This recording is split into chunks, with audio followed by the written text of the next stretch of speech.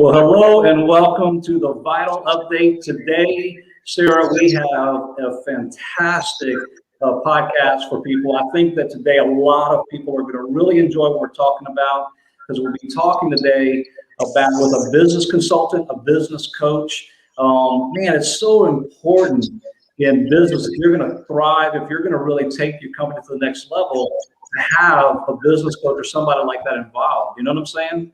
Oh yeah, it seems like a great investment on a business owner's side, especially if you're really new to the game and just opening up your business, is having that support and someone that's been through it before and to help you work into those goals. So without further ado, we have Miss Betsy Richard of Betsy Richard Consulting coming on today. How are you doing, Miss Betsy? Hey, great. Thank you so much for having me. Good. Thank you so much for coming on. We're so excited to chat with you a little bit about what you do and your story. So with that being said, can you just give us like a good overview of Betsy Richard Consulting, who you work with, what you do for businesses, and how you kind of work into that role with these new business owners? Okay, well, just to give you a little bit of background, I come from a direct selling industry, almost 40 years of direct selling, and that really gave me a lot of tools to work with to help people develop their businesses. So I like to say that what I do is build solid foundations internally that can catapult growth for leaders and their teams. And that sounds real simple, but there's a lot of moving parts inside of that. And so I pretty much work with every moving part they need me to. And if I can't, I outsource. Well, you know, the complexities of running a business in today's world it can feel overwhelming sometimes. And, you know, people should not be faulted for being ignorant in a particular area or unaware. You know, it's just lacking a certain amount of information. And people like you can create pathways of success that they weren't even thinking about. I'm kind of curious, what are the types of businesses you enjoy working with that you've had incredible success with? Well, I work in pretty much any industry. Mm-hmm. The owner or the leader in that business needs to know they need support and be willing to take the time and spend the money to do it. And, you know, to get their ego out of the way and allow eyes from the outside to come in and give them some input. Yeah. And, you know, one of the things that I think is so valuable to people leveraging relationships with people like you is just to identify and recognize maybe problems that they didn't even know existed. You know, a lot of times I just don't understand why things aren't working, but there really are some practical things, proven methods that when they have somebody who can guide them can really unlock their potential and bring their business to areas they never even thought possible. And I think sometimes culture, you know, a toxic culture or a healthy culture plays a role in that. You have 40 years in sales. People don't often last a year. How did you overcome 40 years of sales to get to the place you are today? Well, I think that not being concerned about what other people think is very important. Focusing on what you know is true for you and not looking left and right, just like, you know, the horse with his blinders on. I think it's focus, you know, and I love the acronym for that: follow one course until successful. You know, some of us, if you're like me and kind of ADD, I'll be brushing my teeth, and by the time I'm finished brushing my teeth, I'm in the kitchen unloading dishes. And, you know, just stay where you are and get that work done. And even if you have a few distractions, stop, think and shift. Stop, think and shift so that you can get back to what you were doing. Yeah, I think that's a great piece of advice, especially today, because there's always so many distractions. You have a phone ringing here, or an email dinging here, or a social media ding here, and all of those things are so important whenever it comes to building a business and staying in touch, especially on the front side of it when you're potentially a one-man, two-man show. So whenever you're called into these businesses, whenever someone decides like, okay, I need help, I need someone with experience, and they reach out to you, how do you function in that day-to-day in the beginning? Are you in the day-to-day? Is it more of a they call you and they need you? What is your relationship to that business owner? Most businesses owners say that I'm a confidant with them, and that, you know, could you just work with my team? It's because I do really good work with the team, but you have to know that if you're going to have somebody work with your team, your core values have to be lined up, and you have to be right in there because you are part of the team. You know, so once we start work, like I just started work with one group, and I didn't mention, you had asked, but I didn't mention, you know, I work with a lot of different types of businesses. One that I'm getting ready to start with has 4 locations, and you know, so the guy can pick up, the owners can pick up the phone anytime and call me. You know, I'm open for that, because you know, when things are on your mind and they're important, sometimes 24 hours you can't wait.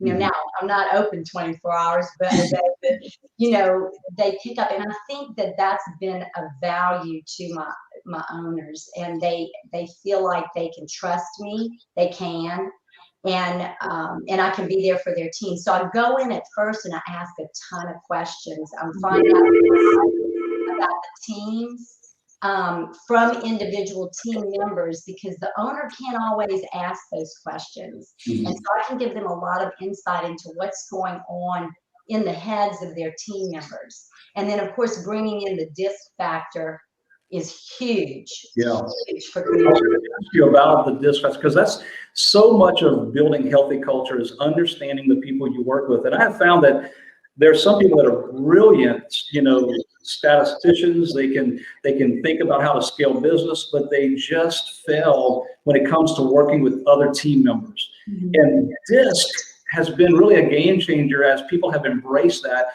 So can you tell us, what is the DISC assessment profile? What does it mean to be certified in that and be able to help? What can you help people with? I found out I was a DI. I think I kind of already knew it. I wasn't too shocked by that, but that was clearly identified, and helped a lot of people understand me better. But what does that mean for the listener that maybe is not familiar with DISC? Well, Sean, I'm a DI too, so we might butt heads sometimes, but we sure think alike, I believe. But yeah, so DISC, if I can answer all the questions you've asked, I hope to. Wiley Brand did something called the State of Teams in 2020, in January, right before COVID hit. They interviewed over 18,000 people across the country in different employee situations. They were all employees, and found, after the survey results came back, that out of every 40-hour work week, 7 was lost to dysfunction. Wow. Most of that communication. Now, what does that mean? It wasn't the coffee talk, it wasn't the water talk or whatever. It was lack of communication, over communication, wrong communication, inhibited communication, not able to express everything in the way that other people need to understand it, because we're all different. And so with that in mind, you know, DISC formulated or continued to update the formulas we have for the assessment. So when you take the assessment, the workplace assessment, which is the one I usually use first, and so you understand about your personality better, and you're able to be accepting and transparent more with yourself and with the other people around you, because you know, we all come from dysfunctional families, okay? We all have to admit it. But if you can gain functionality inside of your business, people will stay. The good people will stay, because that's what they're looking for. They want something that is a good family. Yeah. Basically. So with this, you understand yourself, others better. You learn to build a relationship and to accept. And not only do we do that for workplace, but like I've worked with managers on DISC management. How do you manage somebody if you're a DI and you're working with a C? Or sales. What is your style of sales? If you're an S, a steady person, you can still sell. You know, you don't, or a C, but you have a different style. And how can you become a chameleon? Productive conflict. Is that possible to have conflict that's productive? Yes. And I worked with a team that one guy was conscientious, a C, and the other guy was a D dominant, and they were butting heads. And when we did the productive conflict, they realized how they could work together. And now they're like visionary integrator. I mean, it's just amazing. And in a time where we're seeing so much turnover and we're seeing hard to find people you keep, when you lose somebody, there is a very big impact, and you have a lot of time, money, investment, training. And so understanding these dynamics to work better with people, as I'm on this from a disc perspective, I mean, that is huge in terms of hiring somebody like you to help them with retention. The cost benefit, the ROI on that has to be enormous. You can't put a price tag on it. You really can't. But also the culture weeds out the people that aren't supposed to be there. And most every time I've gone into business, I could see who didn't need to be there. Right. And the visionary keeps holding on to that person. And of course, it's their business. I can only recommend things. But, that's another thing that's good work from the outside is, and the other things I do besides working with the team and just all is, what is your vision? If you plan to be here in 10 years, or if not, is your business in shape to be able to sell? Are all the pieces together? Are the processes in a manual? Most of them don't have, small businesses 50 and under don't have that. Are the people in the right place? Mm-hmm.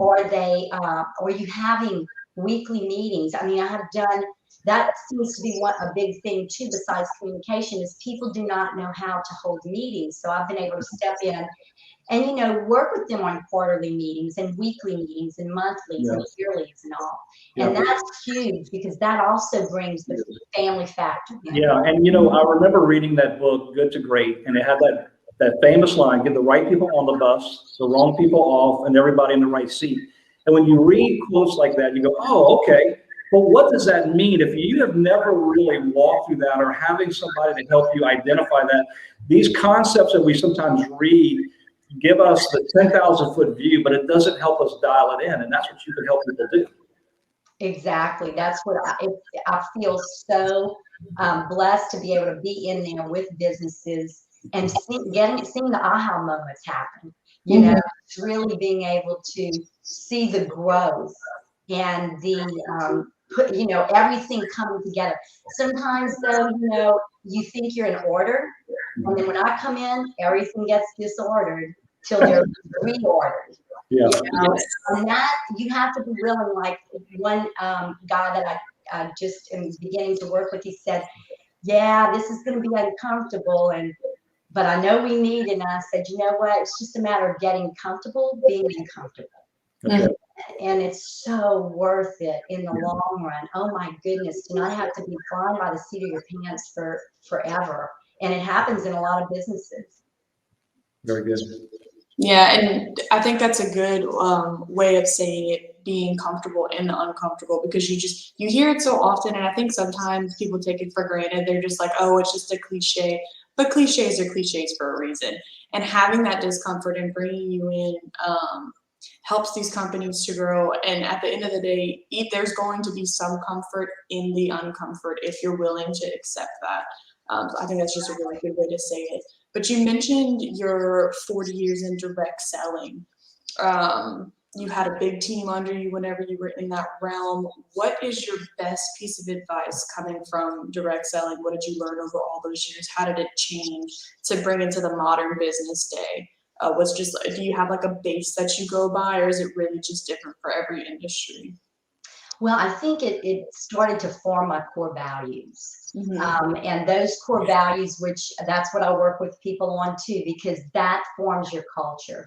Mm-hmm. If you don't abide by your core values, if you don't have them and you don't hire by them and work everything by them, then everything else is tough, Mm-hmm. And so I think through Mary Kay Cosmetics, I gained, I can't even put a price tag on what I gained. I mean, the tools it's given me and the courage and confidence. But, 4 things stand out, and they became my core values. One was unhindered honesty, to be totally honest with myself and with others. I can't do everything, neither can they. And I'm going to tell them, I'm not going to hold back. Mm-hmm. To be accountable with compassion, to help people hold themselves accountable I'm the one that can help that, and I do it compassionately. And that's so important because you've got to be accountable to the dreams and the goals, and you want to be. But unless there's a coach or somebody from the outside, a lot of times, most of the time, it doesn't happen. If it does, within 10 years, you get jaded. Yeah. And Gino Wickman said, and he wrote the book Traction, but he said that out of every 10 years, you're going to have 2 good, really good years, 2 really bad years, and 6 average years. And so to be prepared for every single one of those and what you'll do in each one is important. Another core value I have is adding value, always adding value where it's needed and where people want it. And that's something that I learned in my career before I branded myself in 2017 here. And then taking the best and the right next step, not what's best for me, not what's best for individual team members, what is best for the business. There's a lot of people that have people in their culture that don't belong in the culture. Now, I'm talking about this for a second time because I see it so often. But when you get the right people and get the off the bus, like Jim Collins says, off the bus, you're doing your business a favor, you're doing the people a favor, and you're doing that person a favor because there's a better match for them somewhere else. And to not be scared about that and fearful, but know what the right thing is to do, giving them 30 days and another 30 days and then not. And I guess there's a reason I'm saying that twice because it must be very important to the listeners. Yeah. I mean, it seems like that's something that you see frequently. And there's no shame in it. Kind of like you said, if they're not a fit for you or for your business, it does everyone else a service to let them go and find their better match, like you said. Yeah, I know while running the company that I had the privilege of running for a while, some of the greatest gifts I gave our existing team as well as that individual was freeing them to go and thrive somewhere else. And it was amazing how those were watching and how they began to take lead. And it's like we had exponential growth when we just removed certain things. But I love that. You said unhindered honesty. That's so powerful. Not only with yourself, but with your clients. Accountability with compassion. Boy, that's something that I think most people think accountability is just cruel or overbearing. But really, accountability allows people to thrive, doesn't it? It allows them to be their best self. And so that was amazing. Adding value where they need it and want it. That's fantastic. And of course, taking the next best right step. I don't know if our audience is getting this, but that is good stuff. And you got that for free today. Imagine if you had somebody like Betsy on your team. But Betsy, there's going to be people that are going to watch this, and I think they're going to recognize, you know what? I've plateaued. I've come to a place where I feel stuck, or maybe I'm not cut out for this business. Maybe I'm in too deep and I made a mistake.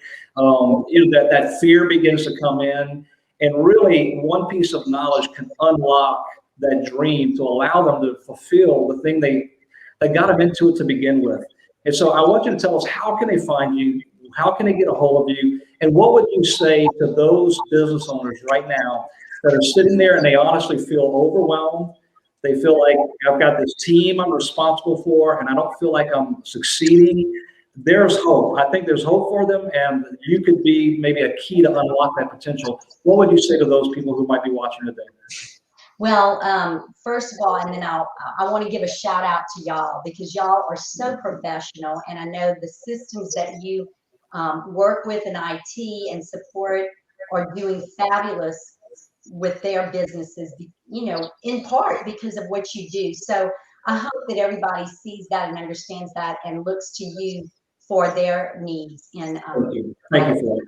Thank you, Betsy. But yeah, so I think that if people are, no matter where you are, I wish so deeply that I could get in with people when they're first, off the ground or right before they get off the ground. But a lot of people at that stage, either one, don't see the value, or two, or they're so wrapped up in their vision that they're not realizing the foundation is just as important. because we want to stabilize the foundation. But, you know, the main thing is to reach, only the strong ask for help. Only the strong ask for help, and to reach out and resource and find somebody like me that's in the market that understands business, not necessarily whether it's aquatic or law or, you know, it's business. And that's what I can do for them. Whether you're opening your business, whether you're stuck, whether you're concerned about quote or unquote another pandemic or hurricane and how will I get through because my pieces aren't in place, or whether you're sunsetting and going, you know, you're like, how am I going to sell this business? How am I going to make the transition? Any of those places I can play in for you. And you know, don't hesitate to reach out, even if you're not sure, you know, what the cost in time and money will be for you. I'll be glad to work with you so that you can have a better business. So to find me, pretty much if you say Betsy Richard everywhere, but you've got Facebook, which is at Betsy Richard Consulting. Instagram is at Betsy Richard _ at Betsy _Richard _ consulting. And LinkedIn is at Betsy Richard. And then we've got www.betsy, as in Como, Richard.com. And I would be glad to, you know, collaborate with you and find out more about your business and share what I might be able to do to support you. Betsy, thank you so much. And we appreciate that shout out for Vital as well. But today, we want to encourage business owners. If you take a moment, it would be worth your time to go to her website. I was on your website earlier this morning and just blown away about how professional your structure is and all the different skill sets you have, from seminar, conference speaking, one-on-one training, the disc profiles with their companies, business strategy and development and growth. And I love the fact that you also mentioned Sunset because a lot of folks are very concerned about how to transition out of their business. They built something amazing, but you don't want to drop the ball, you know, in the last quarter. And I personally have never won a game without a great coach. Coaching is important. It's been important in my life, and I have seen the value of it. I have been a much higher earner and been able to take care of my family better because of those investments that people have made in me. And so, Betsy, I hope that you get some calls and people will take you up on that. And I guess they can also just call, hey, I want to consult. I want to give you kind of an idea of who I am as a company to even find out if we're a right fit. Do you take some of those calls just to kind of assess whether or not? Oh yeah. And you know, I always meet, the first meeting is just to get to know you. There's no charge for it, you know. I'm find out if we're a fit. Very good. Well, Betsy, thank you so much for joining us today. And to all of our Vital family out there, I hope you enjoyed today's podcast. I hope that you will reach out to Betsy, and I know that she will be able to help you scale and grow your business. Get you unstuck. That's what we need to do in 2021. Get you unstuck. I like it. And my word for 2021 is freedom. So, you know, let's have more freedom. When you get unstuck, you'll have more freedom. That's right. I love it. I love it. Thank you, Betsy, so much for your time. And we'll see you guys on the next podcast. Thank you. Okay. Bye-bye. Bye-bye.